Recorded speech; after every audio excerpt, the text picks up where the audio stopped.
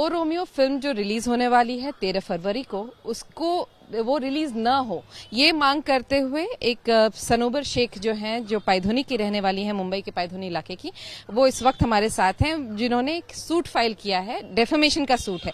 आखिर वजह क्या है, वो क्यों अदालत आई हैं, आइए इनसे जानते हैं। सनोबर जी, क्या वजह है जो आपने ये सूट फाइल किया और मांग क्यों कर रही हैं कि ये फिल्म का जो रिलीज है वो स्टे कर दिया जाए? एक्चुअल में जो पिक्चर में बताया गया है, जो कैरेक्टर उन्होंने लिया है वो मेरे बाबा का है, हुसैन शेख का, हुसैन उस्तरा का। इसी वजह से और वो डिनाई कर रहे थे। पहले तो हमने नोटिस 3 महीने पहले ही उनको भेजा था, जब उनको पता चली ऐसी सी पिक्चर आ रही है। और शाहिद कपूर का जब कैरेक्टर दिखाया गया था तो तभी हमको ऐसे हुआ था, तो हमने उनको नोटिस भेजा तो उन्होंने डिनाई किया कि नहीं, ऐसे कुछ भी नहीं है। बट हाल ही में जो 21 को ट्रेलर लॉन्च हुआ, तब उन्होंने खुद कबूल किया कि जो कैरेक्टर है वो हुसैन उस्तरा का ही है और बाकी सब फिक्शनल है। तो कैरेक्टर जब आपने हमारे बाबा का लिया है तो उस वजह से हमको प्रॉब्लम्स कितनी फेस करनी पड़ रही है, वो सोचे बिना वो लोग सिर्फ एंटरटेनमेंट के लिए पिक्चर्स बनाए जा रहे हैं। क्या समस्या क्या आ रही है जिसकी वजह से आप अदालत का रुख कर रही हैं? हमने उनको नोटिस भेजा था कि आपने जो गलत बताया है, जो गलत छवि बताई है हमारे बाबा की, वो ना बताए, क्योंकि वो वैसे नहीं थे। वो एक मुख्तलिफ इंसान थे और पिक्चर में जो आप लोगों को बता रहे हैं वो गलत चीज़ बता रहे हैं, तो आप ऐसा ना करें। बट उन लोग ने डिनाई करते हुए मना कर दिया, तो उसी वजह से हमको कोर्ट में रहना पड़ा। तो आप ये मांग कर रही हैं कि फिल्म का रिलीज जो है वो टाला जाए और जिस तरह से एक कमेटी है वो बनाई जाए जो कि इस फिल्म को देखे, ताकि आपके फादर की जो इमेज है वो गलत तरीके से नहीं। जी बिल्कुल, वो खराब ना हो। तो मैं बस ये जानती हूँ, आपके फादर थे कौन जिसकी वजह से आपको लग रहा है कि ये गलत इमेज दिया जा रहा है? जी, मेरे बाबा जो थे, मेरे जो फादर थे, वो एक पुलिस इन्फॉर्मर थे। उन्होंने ग्राउंड लेवल पर काम करके क्राइम को हटाने के लिए उन्होंने काम किया था और वो प्रेस में भी थे। उस समय वो प्रेस में भी थे, पत्रकार थे। जी बिल्कुल। तो उनका ये सब चीज़ों से लेना देना था ही नहीं जो ये बता रहे हैं। पिक्चर में लोगों ने बिल्कुल उल्टा सीधा गंदी लैंग्वेज और औरतों से गंदी तरीके से बात करना, जैसे ट्रेलर में बता रहा है वैसे बताया है। बट मेरे बाबा बिल्कुल वैसे नहीं थे। वो एक बहुत रिस्पेक्ट से किसी से भी बात करते थे। वो एक पढ़े लिखे और जेंटलमैन किस्म के इंसान थे।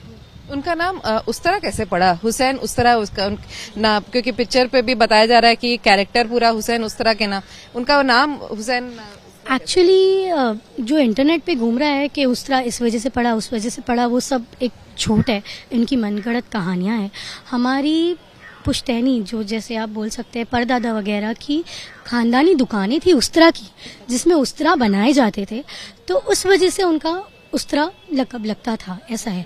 और सिर्फ मेरे बाबा ही नहीं, हमारा पूरा खानदान ही उस्तरा लगाता है। अच्छा जी। आप लोग जैसे आपका नाम तो सनोबर शेख है, हमारा सरनेम शेख है, बट जो हमारा लकब लगता है ना वो उस्तरा, क्योंकि दुकान हमारी उस्तरा की थी, तो इस वजह से हुसैन उस्तरा के नाम से मेरे बाबा पहचाने जाते थे।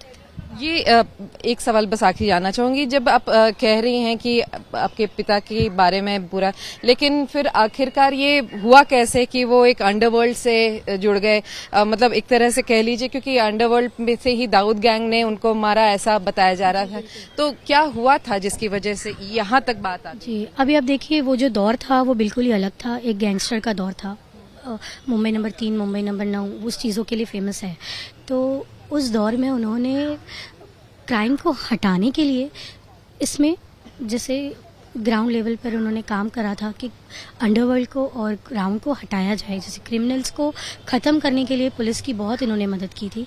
आपने हाल ही में देखा होगा कि प्रदीप सावंत जी की और प्रदीप शर्मा जी की इंटरव्यू में भी उन्होंने मेरे बाबा का जिक्र किया है कि वो एक बहुत अच्छे इन्फॉर्मर थे और हमारी बहुत हेल्प की है उन्होंने ये सब चीज़ों को, मुंबई को क्लीन करने में। तो इसीलिए वो यहाँ थे। और वो दौर ही अलग था और उनके पास बेशक गन्स भी थी और उनके पास बुलेट प्रूफ जैकेट भी था जो गवर्नमेंट से मिला हुआ था उनको, और उनके लाइसेंस भी उनके पास थे। वो लाइसेंस हमारे पास अभी भी है, हमने सब कोर्ट में सबमिट किया है। तो वजह क्या थी उनके पीछे दाऊद गैंग लग गया था और उनकी मौत फिर कैसे हुई? तो वजह ही ये थी कि वो उनकी सब इंफॉर्मेशंस देते थे और उसी वजह से उन्होंने उनको जैसे शूट आउट करवाया था 11 सितंबर 1998 में इवनिंग में उनको एक रिलेटिव के यहाँ, उनकी कज़िन के यहाँ वो मिलने के लिए गए थे और वहाँ से वो उतर रहे थे और उनको पीछे से शूट किया गया था। बहुत तो उस समय से आप लोग परिवार जिस तरह से जूझ रहा है इस पूरे, और अब ये जब पिक्चर बन रही है तो आपको इसी बात का बुरा लग रहा है कि जो इमेज है आपके पिता का वो खराब किया आप समझ सकते हैं कि देखो, एक तो विदाउट फादर एक अरसा निकालना बहुत दुख की बात होती है। लेकिन हमारे लिए आज भी वो जैसे होता है कि कल की ही बात है, कि हम आज भी भूल नहीं पाते उस चीज़ को।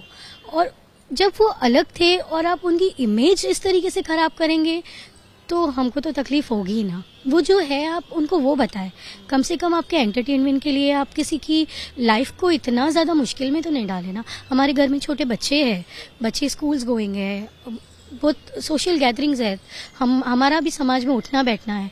लोग हमसे सवाल करते हैं इस चीज़ को लेकर कि कैसा था और कैसा ये हो रहा है, तो क्या ये सच्ची बात है। लोग ऐसे पूछते हैं, लोग ये नहीं बोलेंगे कि नहीं ऐसा तो नहीं था। बहुत से लोग जो जानते हैं वो यही बोलेंगे कि हाँ वो ऐसे नहीं थे, बट जो नहीं जानते वो पिक्चर देखे तो यही समझेंगे कि हाँ वो ऐसे ही होंगे। तो इस वजह से मेरे बाबा की इमेज तो आप ना खराब करें ना एंटरटेनमेंट के लिए। क्या आप आपके फादर के ऊपर आप ऐसी गाली गलौज देकर और गंदी लैंग्वेज यूज करके आप पिक्चर बनाएंगे? विशाल भारद्वाज सर क्या बनाएंगे ऐसी पिक्चर उनके अब्बा के ऊपर या खुद के कोई भी फैमिली मेंबर को लेकर कि उनका मैं ले रहा हूँ और ये इतनी गंदी बातें मैं फैला रहा हूँ? क्या वो ये करेंगे? तो उनको हमारे साथ भी नहीं करना चाहिए ये चीज़। ये थी जो हुसैन उस्तरा जिनका नाम था, जिनका बताया जा रहा है कि जिनके ऊपर ही ओ रोमियो पिक्चर बनी है, और अब इन्होंने जो डेफेमेशन सूट फाइल किया है उसकी सुनवाई अब होनी बाकी है। लेकिन इनकी मांग यही है कि क्योंकि इमेज में जो उनके पिता की इमेज जो दर्शाई जा रही है वो सही नहीं है, और इसी वजह से कि ये डेफेमेशन सूट में इन्होंने ये मांग की है इसकी फिल्म की रिलीज जो है वो नहीं हो। और साथ ही इन्होंने कहा है कि एक कमेटी गठित की जाए जो कि देखे उस फिल्म को और निर्णय ले कि क्या ये हुसैन उस तरह की इमेज को सही तरीके से दर्शाता है कि नहीं। कैमरामैन किरण सपकाल के साथ विद्या, मुंबई आज तक।